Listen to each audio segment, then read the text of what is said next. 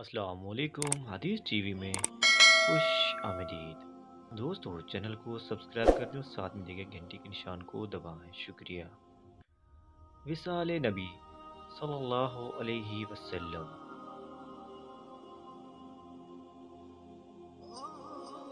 राहलत के वक़्त उम्मत को दुआओं का गुलदस्ता दे गए।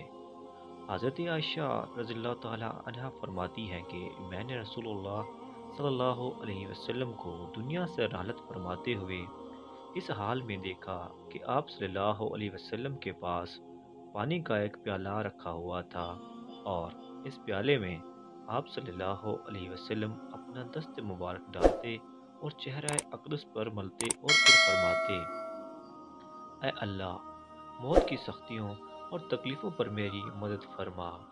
एक दूसरी रवायत में हज़रत आयशा रज़ियल्लाहु ताला अन्हा फरमाती हैं कि आप सल्लल्लाहु अलैहि वसल्लम मर्ज़ुल वफ़ात में मेरा सहारा लिए हुए अरशाद फरमा रहे थे, ऐ अल्लाह, मेरी मग़फ़िरत फरमा, मुझ पर रहम फरमा और मुझे अच्छे रफ़ीकों, फ़रिश्तों और पैगम्बरों के साथ मिला दे। हम लोग जिस तरह गफलत की ज़िंदगी गुजार रहे हैं, इसका हाल तो हम सबको मालूम है।